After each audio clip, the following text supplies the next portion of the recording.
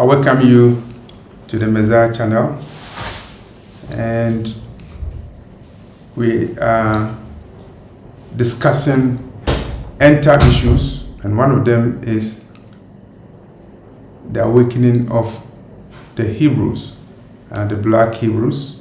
And today we are looking at 7 important facts related to the Hebrew awakening.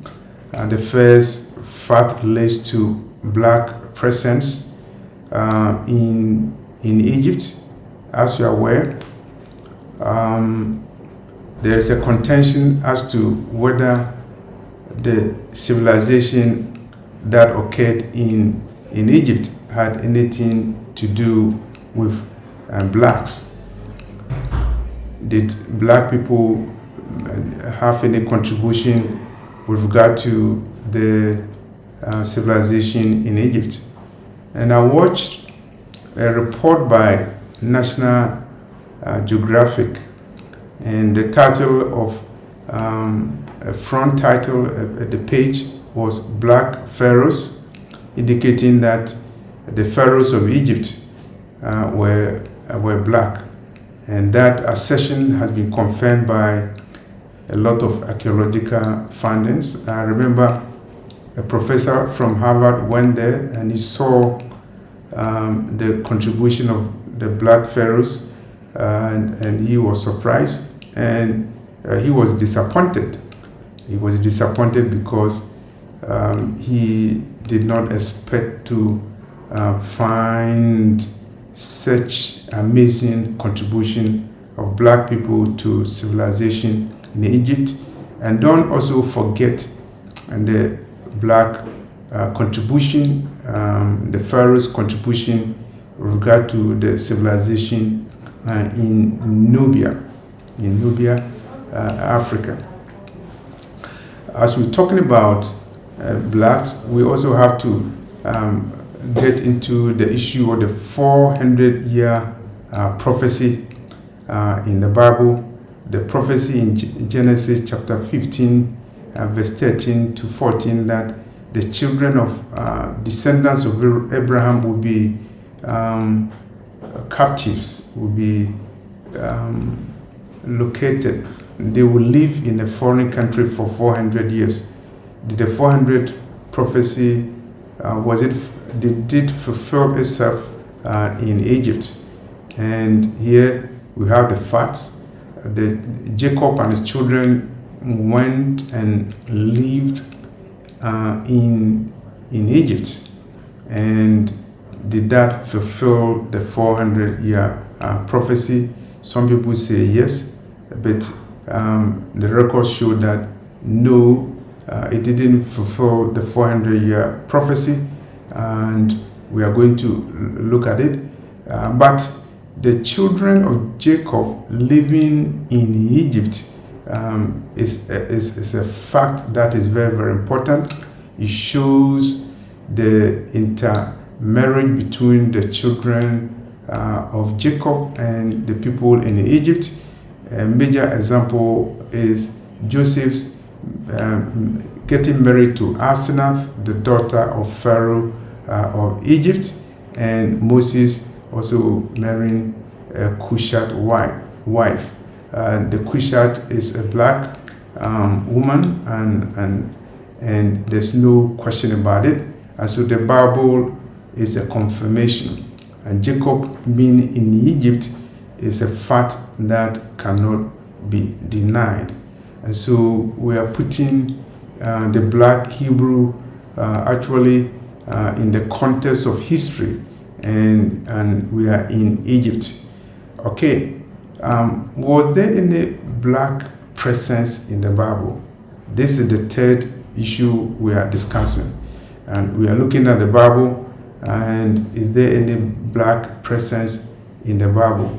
Is the Bible only about white people?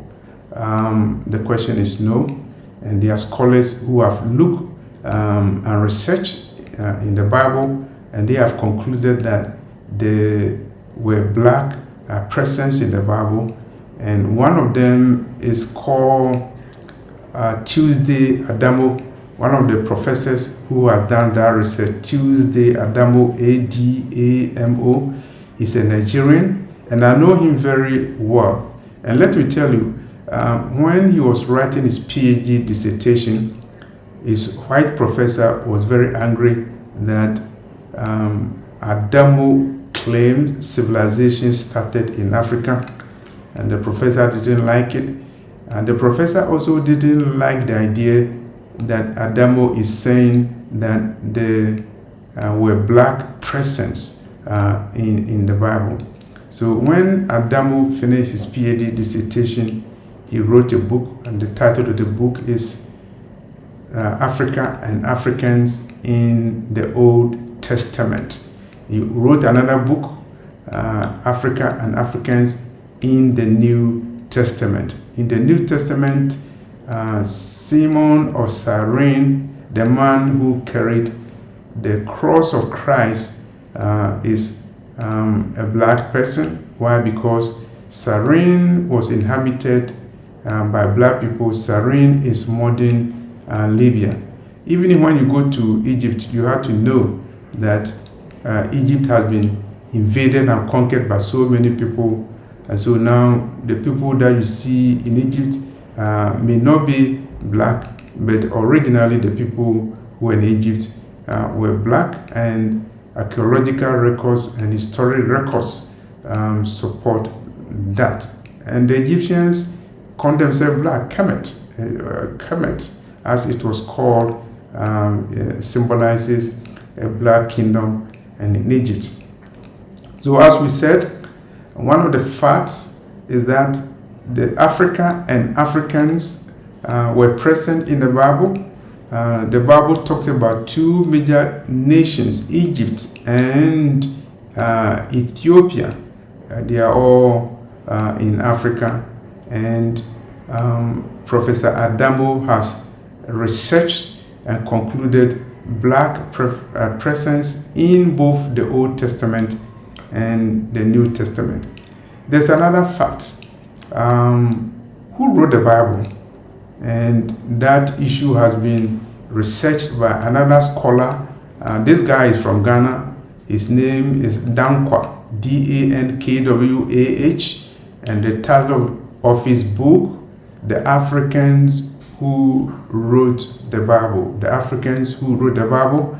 This researcher has done extensive research, has concluded that the Bible was put together by people who were blacks and they are Africans, and their contributions have not been accepted, has not been recognized by European scholars as they should. So Dankwah has also researched, as I said, and he has said that the people who wrote the Bible are Africans. Another fact that we need to research is how did the descendants of Jacob move to other parts of the world? When did they move?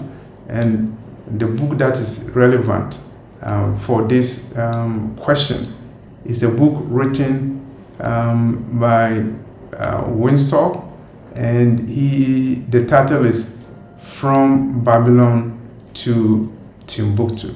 If you read From Babylon to Timbuktu, then you understand how the descendants of Jacob migrated to other parts of the world as a result of persecution and wars that resulted in the land where they settled.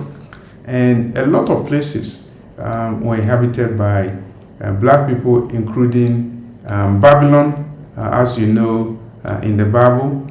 And the migration of people resulted in people moving from those areas to Timbuktu. Timbuktu is a kingdom that flourished in West Africa. At the time when there was no university in Europe, there was University of Timbuktu. Timbuktu's civilization is well recognized by scholars, and in West Africa, a place that they used to call the slave coast. There was a kingdom, the kingdom of Judah, the descendants of Judah, the Israeli tribe of Judah, the descendants settled in West Africa in the kingdom of Judah. And if you look at the old maps, 1947 maps, you see the kingdom of Judah. But the same cartographer who produced the map changed the story. The European changed the story. And so in the modern maps, you don't see the kingdom of Judah. You don't see the slave coast. You don't see the kingdom of Judah. And so the maps are factual. The maps show that there was a kingdom called the Kingdom of Judah in West Africa, from where slaves were taken to other parts of the world, including North America. So in addition to the maps, we also have to look at another fact, the monuments. The monuments that show relics of slavery and slave trade. And when we're talking about monuments, I will focus on monuments in Ghana. In Ghana, there are about 27 monuments that are related to slavery and slave trade. And one of the monuments is the Elmina Castle. The Elmina Castle is a mighty fortress that was built by the Portuguese for the purpose of engaging in trade, and that also involved the infamous trade in slaves. And some people use the word castle. Of course, it was a castle for European merchants, but it was also a dungeon, a slave dungeon for the Africans, the Hebrews, the children of Judah, who were enslaved and taken captives against their will and shipped to all the four corners of the earth in fulfillment of the prophecy in Deuteronomy chapter 28 verse 68, where the Lord Yahweh told Moses that his people will be taken to Egypt again in ships. And so what we have done is to trace black presence in Egypt, and to also look at the Hebrew presence, African presence in Egypt. And we also look at the black presence in the Old Testament, in the Torah, and also in the New Testament. We are looking at how the children of Judah migrated from Babylon, from Canaan to Timbuktu, to a place that they settled called the Kingdom of Judah. And we are looking at the facts. Even if you destroy the pyramids in Egypt, the monuments of slavery and slave trade are still available all over Africa, including the Elmina Castle in Ghana. President Barack Obama went there. Speaker of U.S. House of Representative Nancy Pelosi went there. So the monuments are there, and the monuments are about a history, a time where the children of Judah, the black children, descendants of Judah, were enslaved, and they were put in ships and sent, scattered to the four corners of the earth. Whether you're talking about Trinidad, whether you're talking about Jamaica, St. Thomas, and you're talking about Suriname, talking about Guyana, talking about New Zealand, all the four corners of the earth, the children of Judah were scattered to all these places. And so in reawakening or awakening the black hero, we have to look at the facts. The facts are contested, but you can also use the same facts to prove that they are black heroes and they are fulfilling the prophecies in the Bible, including the prophecy in Deuteronomy chapter 28, verse 68, and they will fulfill the prophecy in Isaiah 11 when the Messiah comes and regathers the scattered of the children of Judah. And so this video is awakening the children of Judah from their slumber when it comes to the history that they had in Egypt, the history they had in Babylon, the history that they had in Canaan, the promises that were given to them, and the prophecies that the Lord said about them, and how the prophecies were fulfilled through the transatlantic slave trade, and how the maps showing the accuracy of the prophecies are there, even though some people have tried to distort those maps. But when you see monuments like Enimina Castle, then you know that facts are facts, that somewhere in history the scattered children of Judah were enslaved and put on ships to all the four corners of the earth. So these are 7 facts about Black Reawakening. Thank you for listening to this message.